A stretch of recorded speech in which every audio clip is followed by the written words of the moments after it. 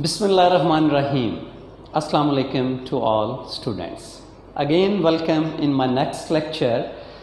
Today, my topic is email. This is very important lecture for all computer science students, बेटा. Last lecture में बेटा मैंने आपसे कहा था कि इंशाल्लाह नेक्स्ट लेक्चर में हम ईमेल को डिटेल्ड में डिस्कस करेंगे. ईमेल क्या होती है, वर्किंग ऑफ ईमेल क्या है, कैसे हमारा डाटा विद इन सेकेंड्स एक जगह से दूसरी जगह ट्रांसफ़र हो जाता है ऑल ओवर द वर्ल्ड. उसके बाद ईमेल एड्रेस क्या है, कौन कौन सी कंपनीज़ हमें ये फैसिलिटीज़ प्रोवाइड करती हैं, और उसके बाद उसके एडवांटेजेस एंड डिसएडवांटेजेस क्या हैं. तो बेटा चलते हैं हम अपने टॉपिक की तरफ. Email stand for electronic mail. The question arises here, why it is called electronic mail. तो ये बात अंडरस्टैंड करने से पहले बेटा हमें कुछ बातें इससे रिलेटेड पता होना ज़रूरी है. तो मैं चाहता हूँ हम उनको पहले डिस्कस कर लें. Electronic device. जब भी मैं कंप्यूटर साइंस का लेक्चर पढ़ाने के लिए क्लास में जाता हूँ, वो बीएससी की क्लास हो, एमकॉम की क्लास हो, बीकॉम की क्लास हो या आईसीएस की क्लास हो, तो जब कंप्यूटर की डेफिनेशन लिखी जाती है तो उसमें फ़र्स्ट लाइन हमेशा हम लिखते हैं computer is an electronic device. तो जब भी बच्चों से हम ये पूछते हैं, हालांकि बच्चे पढ़ के आए होते हैं काफ़ी सारे, मैक्सिमम 90% बच्चे कंप्यूटर एज अ सब्जेक्ट पढ़ के आते हैं. उनसे पूछा जाता है बेटा व्हाट इज़ इलेक्ट्रॉनिक डिवाइस, तो बड़ा इनोसेंट सा आंसर होता है उनका कि सर जो डिवाइस बिजली से चलती है तो that is called electronic device. तो ऐसा तो नहीं है. तो बिजली से तो हर डिवाइस आपकी बिजली से चल रही होती है, it means her device electronic है? नहीं, ऐसा नहीं है बेटा. वेरी इंपॉर्टेंट फॉर यू, इसको गौर से सुनिएगा बेटा कि ऐसी डिवाइस, हम किसको इलेक्ट्रॉनिक डिवाइस कहेंगे बेटा? ऐसी डिवाइस जिसके इनसाइड आपके इलेक्ट्रॉनिक कंपोनेंट्स यूज़ होते हैं. अब वो इलेक्ट्रॉनिक कंपोनेंट्स बेटा कौन कौन से हैं? Capacitors, transistors, electronic chips. या कभी आप टीवी को बेटा ओपन करके देखें तो आपको ग्रीन सा बोर्ड नज़र आता है और उसके ऊपर आपको काफ़ी सारे इलेक्ट्रॉनिक कंपोनेंट लगे हुए नज़र आते हैं. आप कंप्यूटर को ओपन करके देखें तो आपको मदरबोर्ड ग्रीन सा नज़र आता है और उसके ऊपर आपको कैपेसिटर, ट्रांजिस्टर्स, चिप्स काफ़ी सारी लगी हुई नज़र आती हैं. तो बेटा ऐसी तमाम डिवाइसेस जिनमें ये इलेक्ट्रॉनिक कंपोनेंट्स लगे होते हैं, these are called electronic devices. एक और बड़ा मेजर डिफरेंस है कि इलेक्ट्रॉनिक डिवाइसेस बेटा इंटेलिजेंट होती हैं. अब बच्चे सोचते हैं कि सर इंटेलिजेंट कैसे होती हैं? तो बेटा इंटेलिजेंट होती हैं. आप देखें, मोबाइल आपकी इलेक्ट्रॉनिक डिवाइस है. आप कैमरा के सामने ऐसे जब हैंड रेज करते हैं वो आपकी पिक्चर ले लेता है ऑटोमेटिकली. टाइमर अवेलेबल है, आप टाइम लगाएं, उसके बाद ऑटो आपकी वो पिक्चर ले लेगा बेटा. आप इस पर अलार्म लगा दें और इसको आप स्विच ऑफ करके सो जाएं बेटा, तो जब अलार्म का टाइम होगा तो आपका मोबाइल खुद से ऑन होगा, अलार्म की बेल बजेगी, आपको जगाएगा, और जब आप उसको ऑफ़ करेंगे तो दोबारा से ऑफ हो जाएगा. तो इंटेलिजेंट है ना बेटा. आपके घर में एसी लगा हुआ है अगर, तो आपने उसका टेम्परेचर 26 पे सेट किया या 24 पे, तो जब आपका रूम टेम्परेचर बेटा पूरा हो जाता है तो वो खुद से स्विच ऑफ हो जाता है. इसका मतलब है इंटेलिजेंट तो है. माइक्रोवेव ओवन, आप उस पर टाइमर लगाते हैं बेटा, जब वो टाइम कंप्लीट हो जाता है वो खुद से बंद हो जाता है. रोबोट्स उसकी एक बहुत बड़ी एग्जांपल है बेटा. सो इलेक्ट्रॉनिक डिवाइसेस बेटा इंटेलिजेंट भी होती हैं. चलते हैं हम. इसके अलावा हमें ये भी बेटा पता होना चाहिए कि इलेक्ट्रॉनिक डाटा प्रोसेसिंग क्या होती है. इलेक्ट्रॉनिक डाटा प्रोसेसिंग से पहले बेटा हमारी मैनुअल डाटा प्रोसेसिंग होती थी. मैनुअल डाटा प्रोसेसिंग क्या होती थी? जब हम हाथ से सारे काम करते थे, बैंक्स के अंदर, ऑफिसेज के अंदर हमने रजिस्टर्स मेंटेन किए हुए होते थे और मैनुअली हम सारी चीज़ें राइट करते थे या उनको अपडेट करते थे या एडिट करते थे मैनुअली. तो that is called the manual data processing. उसके बाद कैलकुलेटर आ गया हमारी हेल्प करने के लिए. तो उसमें एक डिवाइस इन्वॉल्व हो गई। अब भी हमारा काम तो मैनुअली हो गया, लेकिन बेटा उसमें एक डिवाइस हमारी हेल्प करने के लिए यहाँ पे अब हमारे पास मौजूद है, तो इसको हम कहते हैं मैकेनिकल डाटा प्रोसेसिंग। ये मेंशन है आपके सामने। उसके बाद जो थर्ड फॉर्म है वो है इलेक्ट्रॉनिक डाटा प्रोसेसिंग। जब कोई ऐसी डिवाइस, इट मीन्स कि वो कोई इलेक्ट्रॉनिक डिवाइस है और आपके डाटा को प्रोसेस कर रही है, तो that is called electronic data processing. तो बेटा कंप्यूटर हमारे पास इलेक्ट्रॉनिक डिवाइस है और वो हमारे डाटा को प्रोसेस करती है, so that's why it is called electronic data processing. अब हम चलते हैं इसकी डेफिनेशन की तरफ। बेटा डेफिनेशन इसकी लिखी है, electronic mail is a system for exchanging messages through a network. तो अब इसमें हमें एक बात तो अंडरस्टैंड करने की ज़रूरत है पहली बेटा कि why it is called electronic mail, क्योंकि इसके अंदर आपकी इलेक्ट्रॉनिक डिवाइस इन्वॉल्व है और आपका मैसेज बेटा एक जगह से दूसरी जगह जो ट्रांसफ़र हो रहा है वो भी इलेक्ट्रॉनिकली हो रहा है, so that's why it is called electronic mail. Now the next, what is the system? You know, the system is the combination of different components. जब भी बेटा आपने मेल एक जगह से दूसरी जगह भेजनी है, in the form of text भी हो सकती है, in the form of audio video भी हो सकती है बेटा, तो उसमें एक पूरा सिस्टम इन्वॉल्व है। कैसे? उसमें आपका कंप्यूटर भी इन्वॉल्व है बेटा, उसमें आपकी कोई डिवाइस भी इन्वॉल्व है जो हेल्प कर रही है आपका डाटा टेलीफोन लाइंस पे ट्रांसफ़र करने के लिए, उसमें आप भी इन्वॉल्व हैं। तो आप देखें कि ये सारी चीज़ें मिल के एक सिस्टम बना रही हैं। Next, for exchanges messages. Message आपका क्या हो सकता है बेटा? In the form of text हो सकता है, ऑडियो की फॉर्म में हो सकता है, इमेज भी उसमें आप साथ ऐड कर सकते हैं, वीडियो भी आप भेज सकते हैं। उसके बाद through a network. Very important बात है यहाँ पे बेटा कि आपका मैसेज एक्सचेंज होता है एक जगह से दूसरी जगह with the help of network. Last lecture में हम नेटवर्क को डिटेल से बेटा डिस्कस कर चुके हैं। नेटवर्क क्या होता है कि जब हम 2, 3, 4, 5, 8, 10, 100, 50, 1000 कंप्यूटर्स को आपस में कनेक्ट कर देते हैं। कैसे कनेक्ट कर सकते हैं बेटा? With the help of wire और with the help of signals. ये दो तरीके हैं हमारे पास कनेक्ट करने के लिए, और उसके अलावा हमारे पास एक डिवाइस होना भी ज़रूरी है। एक डिवाइस होना भी ज़रूरी है।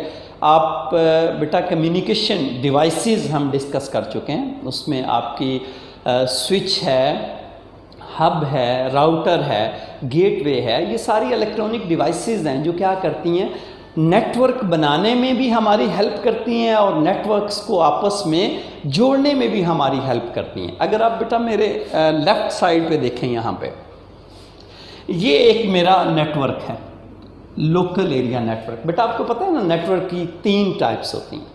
सबसे जो छोटा नेटवर्क हमारा होता है that is called LAN, local area network, जो हम एक ऑफिस के अंदर या एक घर के अंदर या एक बिल्डिंग के अंदर हम जो एक नेटवर्क बनाते हैं छोटे ज्योग्राफिकल एरिया में, that is called local area network. ये देखिए मेरा एक लोकल एरिया नेटवर्क है, ये एक मेरा लोकल एरिया नेटवर्क है, ये एक लोकल एरिया नेटवर्क है, ये एक लोकल एरिया नेटवर्क है। ये बेटा 10 हो सकते हैं, 50 हो सकते हैं, 100 हो सकते हैं, 1000 हो सकते हैं, 1 लाख हो सकते हैं, 1 मिलियन भी हो सकते हैं, इससे भी ज़्यादा हो सकते हैं। ये सारे नेटवर्क्स आपस में कनेक्टेड है with the help of devices. ये नेटवर्क आपस में, जब एक नेटवर्क बनाने के लिए बेटा हमें डिवाइस की ज़रूरत है, तो डिफरेंट नेटवर्क्स को भी आपस में कनेक्ट करने के लिए हमें डिवाइस की ज़रूरत है। तो राउटर हमारे पास ऐसी डिवाइस है जो हर किस्म के ऑल टाइप्स ऑफ नेटवर्क्स को आपस में कनेक्ट कर सकती है। तो यहाँ पे देखें, ये जो आपको प्लस का सिंबल नज़र आ रहा है और ये ग्रीन सा बेटा जो सर्कल नज़र आ रहा है, ये राउटर है, ये साथ मैंने मेंशन किया राउटर।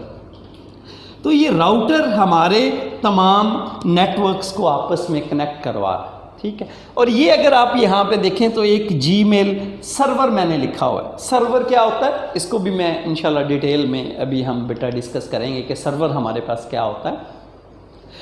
हमारे पास जो नॉर्मल आम कंप्यूटर्स होते हैं उनको बेटा हम क्लाइंट कहते हैं, ठीक है। ये देखें ना, मेरा अगर लोकल एरिया नेटवर्क की बेटा बात करूं तो यहाँ पे 4 कंप्यूटर आपस में बेटा कनेक्टेड है, तो ये कॉमन सिंपल कंप्यूटर है मेरे पास। और यहाँ पे मेरे पास अगर कोई एक बड़ा कंप्यूटर जो इस नेटवर्क में कनेक्ट है तो मैं उसको सर्वर कह सकता हूँ बेटा, ठीक है। आम कंप्यूटर में और सर्वर में यही मेजर डिफरेंस होता है बेटा, दोनों की शक्ल एक जैसी है, ठीक है। जैसे आप घर में हैं बेटा, आपकी सिस्टर है, आप हैं, आपके फादर अवेलेबल हैं, तो आपकी शक्ल और आपकी सारी बॉडी बिल्कुल आपके फादर जैसी है, लेकिन आपके इख्तियारात आपके फादर जैसे नहीं है बेटा, उनके इख्तियारात ज़्यादा हैं, वो फिज़िकली आपसे स्ट्रांग है बेटा, ठीक है। तो बिल्कुल कंप्यूटर जो है हमारे पास, जो सर्वर होता है वो आम कंप्यूटर की तरह होता है, लेकिन उसकी जो कैपेबिलिटी है वो आम कंप्यूटर से ज़्यादा होती है। उसमें processor, very high speed processors लगे होते हैं, उसमें बिग मेमोरी, बहुत बड़ी मेमोरी होती है बेटा, और उसको हाई स्पीड डाटा को वो प्रोसेस कर सकता है। हमने अगर मैं बात करूं लास्ट लेक्चर्स की बेटा, तो हमने टाइप्स ऑफ कंप्यूटर जब डिस्कस किया था तो उसमें हमने कहा था कि हमारे पास कंप्यूटर्स किस किस टाइप के होते हैं। पर्सनल कंप्यूटर्स, वो आम कंप्यूटर जो हम घरों के अंदर यूज़ करते हैं। उसके बाद mini computers, main frame computer, ये ऐसे कंप्यूटर्स हैं जिनको हम एज अ सर्वर यूज़ करते हैं ऑर्गेनाइजेशंस के अंदर। और सबसे लास्ट में super computers, all over the world दुनिया का सबसे फास्टेस्ट और largest and most expensive computer is called server computers. Normally हम यहाँ पे सर्वर कंप्यूटर्स को बेटा नहीं यूज़ करते, ये बहुत बड़े पैमाने पे हम इनका यूज़ करते हैं सर्वर कंप्यूटर्स का। यहाँ पे नॉर्मली डिफरेंट ऑर्गेनाइजेशंस में हम जब सर्वर यूज़ करना चाहते हैं तो वो हमारे मिनी या मेन फ्रेम कंप्यूटर्स होते हैं, ठीक है। तो ये हमने ये देखें बेटा, यहाँ से कोई ये वाला यूज़र क्या करना चाहता है, अपना मैसेज सेंड करना चाहता है, ठीक है। तो ये देखें यहाँ पे किसी यूज़र को बेटा, यहाँ पे ये देखें, यहाँ पे एक यूज़र है जिसको वो अपना मैसेज सेंड करना चाहता है, ठीक है।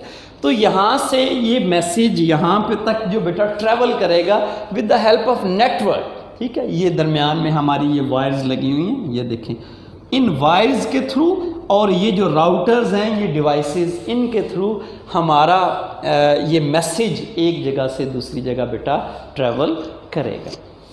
तो हमें डिटेल में ये बात समझ आ गई बेटा कि इलेक्ट्रॉनिक मेल जो होती है वो इज़ अ सिस्टम है फॉर एक्सचेंजिंग मैसेजेस। जब आप मैसेजेस को एक जगह से दूसरी जगह एक्सचेंज करते हैं with the help of network. तो हमें ये सारी बातें आई होप बड़ा इजीली आपको अंडरस्टैंड हो गया होगा कि ये सारी चीज़ें क्या हैं।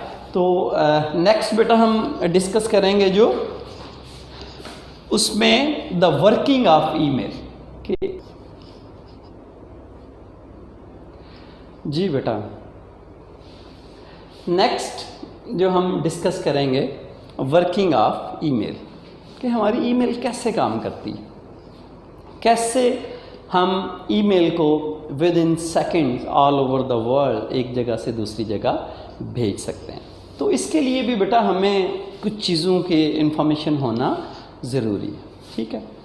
मेरे अगर बेटा राइट साइड पे देखें तो यहाँ पे मैंने क्या किया हुआ है, एक नेटवर्क बनाया हुआ है, ठीक है, और इसमें 4 कंप्यूटर्स को आपस में कनेक्ट किया हुआ है with the help of device. अब ये डिवाइस मेरी हेल्प कर रही है इन कंप्यूटर्स को आपस में कनेक्ट करने में। तो यहाँ पे बेटा क्या है कि 4 कंप्यूटर एक जैसे हैं, इनकी प्रायोरिटी एक जैसी है और सबके इख्तियारात एक जैसे हैं। तो this type of the network is called peer to peer. अगर उससे नीचे बेटा आप देखें तो यहाँ पे भी 4 कंप्यूटर्स आपस में कनेक्टेड हैं with the help of device that is called switch. मेरी एक ये कम्युनिकेशन डिवाइस है बेटा स्विच, इससे रिलेटेड पहले भी बात हो चुकी है। यहाँ पे देखें तो मैंने एक बड़ा कंप्यूटर साथ अटैच किया हुआ है और दैट इज़ कॉल्ड सर्वर।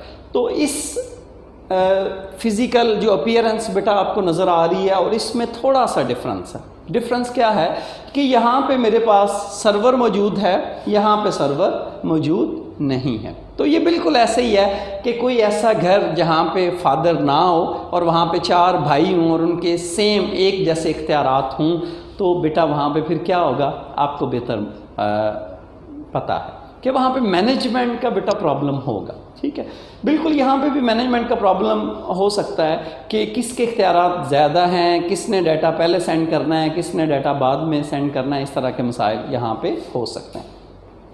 लेकिन जहाँ पे जिस नेटवर्क के अंदर बेटा सर्वर अवेलेबल है, server is here just like a father, ये एक ऐसा घर जहाँ पे फादर मौजूद है और बाकी 4 वहाँ पे उनके बेटे हैं बेटा, तो वहाँ पे मैनेजमेंट ज़्यादा अच्छी होगी। ठीक है, यहाँ पे सर्वर हमारे पास एक बड़ा कंप्यूटर है जो क्या करेगा, इन सारे नेटवर्क को कंट्रोल करेगा, इसके पास जो इख्तियारात हैं वो बाकी सारे कंप्यूटर से ज़्यादा है। तो यकीनन फिर बेटा जो हमारा सर्वर कंप्यूटर है ये फिज़िकली भी इसकी जो कैपेबिलिटी है वो बाकी तमाम कंप्यूटर से ज़्यादा हो। तो ऐसी सिचुएशन में जो हमारे ये वाले कंप्यूटर्स हैं बेटा, इनको हम बोलते हैं क्लाइंट। ठीक है, और इसको हम बोलते हैं server. So that is called the client server network, हम इसको बेटा कह सकते हैं। ठीक है, इट मीन्स कि हमें ये पता चल गया कि क्लाइंट क्या होता है। सिंपल कंप्यूटर जो हमारा नेटवर्क पे होता है दैट इज़ कॉल्ड क्लाइंट, जो रिक्वेस्ट भेजता है। ठीक है, हमारे पास एक बड़ा कंप्यूटर, ठीक है, जिसके पास इख्तियारात ज़्यादा होते हैं, हम जिसको जो रिक्वेस्ट करते हैं वो हमें वापसी वो रिस्पांस करता है, that is called the server computer. उसके बाद प्रोटोकॉल्स क्या होते हैं बेटा, कम्युनिकेशन के अंदर प्रोटोकॉल्स बड़ा मेन रोल प्ले करते हैं। ठीक है, कभी एक बात याद रखनी है बेटा कि कंप्यूटर के अंदर हर चीज़ सॉफ्टवेयर है। कोई वायरस हो तो वो भी सॉफ्टवेयर है, कोई एंटीवायरस हो तो वो भी सॉफ्टवेयर है, कोई गेम हो बेटा तो वो भी सॉफ्टवेयर है। ठीक है, व्हाट्सएप हो वो भी एक सॉफ्टवेयर है, फेसबुक हो वो भी एक सॉफ्टवेयर है, कोई हमारी रिकॉर्डिंग करने के लिए कोई हमें अवेलेबल है तो वो भी सॉफ्टवेयर है बेटा, वीडियो के लिए कुछ अवेलेबल है तो वो भी सॉफ्टवेयर है। तो इट मीन्स यहाँ पे प्रोटोकॉल्स भी क्या हैं, सॉफ्टवेयर। ठीक है, बट प्रोटोकॉल की अगर मैं डेफिनेशन की बात करूं बेटा तो सेट ऑफ रूल्स होते हैं हमारे प्रोटोकॉल, जो क्या करते हैं कि हमारे कम्युनिकेशन के अंदर एक जगह से दूसरी जगह कम्युनिकेशन करवाने के लिए जो हमने रूल्स फॉलो करते हैं बेटा, वो इन प्रोटोकॉल्स के अंदर है।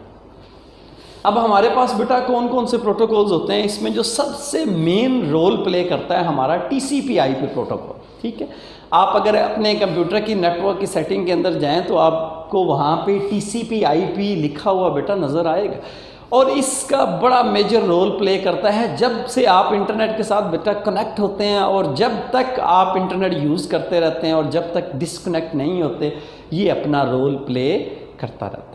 ठीक है, उसके बाद जो अगला प्रोटोकॉल है HTTP, hyper text transfer protocol. ये बेटा क्या, हर प्रोटोकॉल की अपनी अपनी वर्किंग है।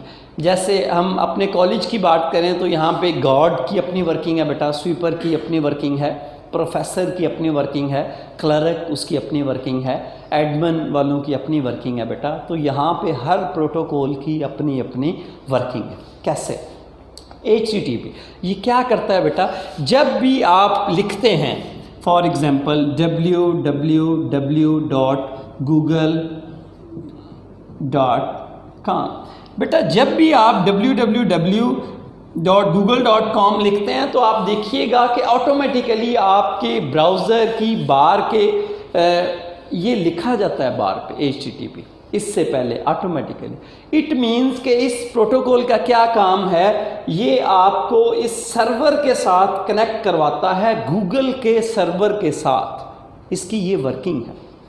आप लिखते हैं www.google.com, एंटर का बटन प्रेस करते हैं तो आपके सामने जो इंटरफेस बेटा आता है वहाँ पे लिखा होता है गूगल, और नीचे एक बार आ देती है जिस पे सर्च लिखा होता है, आप वहाँ कुछ भी लिख के सर्च कर सकते हैं।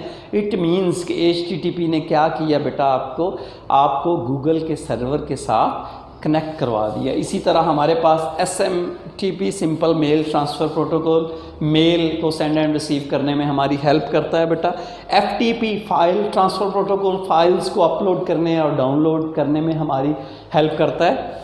इस तरह POP का बड़ा मेन रोल है, पोस्ट ऑफिस प्रोटोकॉल्स, के हमारी retrieves the email from server से हमारी मेल्स को रिट्रीव करता है, किसके लिए?